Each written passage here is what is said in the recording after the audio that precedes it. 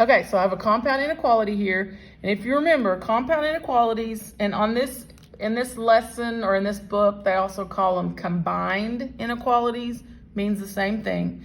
But if you remember, when you learned compound inequalities, we learned that there was an and an or. On this lesson today, you're only going to do the and compounds. But what it means is you have more than one inequality in one. So as you can see, we have a center expression, we have two inequality symbols, and we have constants. So remember, you always work from the middle out. So this is a two-step inequality. You just have to remember that it has to go to the 5 and it has to go to the -4. So when we add our 1, it has to be added to both numbers. So then that's -3 less than or equal to 3x less than or equal to 6.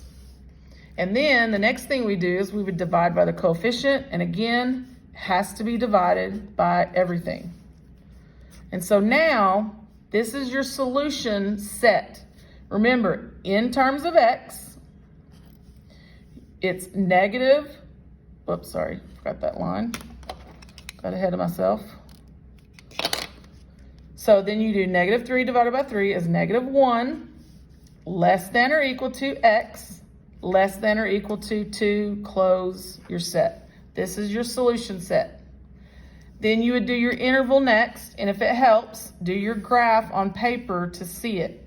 So remember, on a compound, you're going to show both your numbers, and then this is both less than or equal, so this is going to be brackets.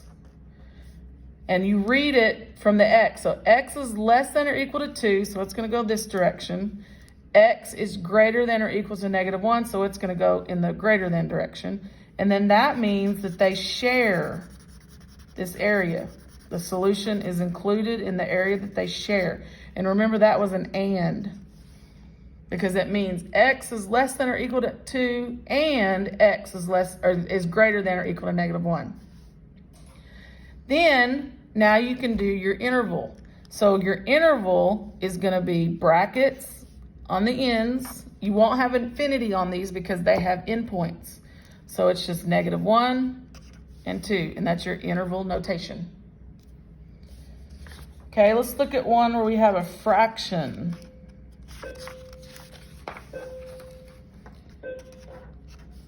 So we have a fraction in our middle part.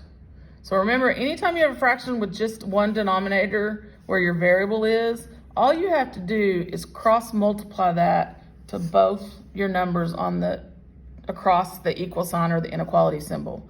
So then you're going to do 4 times -3, which is -12, less than 5x minus 1, less than 0. And now you can finish this out. Add 1, add 1, add 1. -12 plus 1 is -11, less than 5x, less than 1. And then now you're going to divide by 5. So this is the one where you'll have a few that you get fractions on, but it's fine. This is still your solution set, so you'll say in terms of x. So that's your solution set, that's how it looks. And then your interval notation, both of them don't have the equal sign, so it's just gonna be parentheses. And remember, we're only doing ands on this assignment, so you don't gotta worry about the ors, because the ors are a little bit different, because you have to write your interval notation, you have to write them separately. Because the graph doesn't overlap, the solution part, they don't overlap in their space on the graph, so you have to write them separate, so it's a little bit different. So you're just going to do parentheses, and then your lower endpoint is -11/5, your upper endpoint of your solution is 1/5, so that's your interval notation. So I'm going to write these again. Remember, this is your solution set. This is interval notation. It's where you determine if it's a parentheses or a bracket. And then last, you'll graph. And again, the graphs, they don't make you graph. It's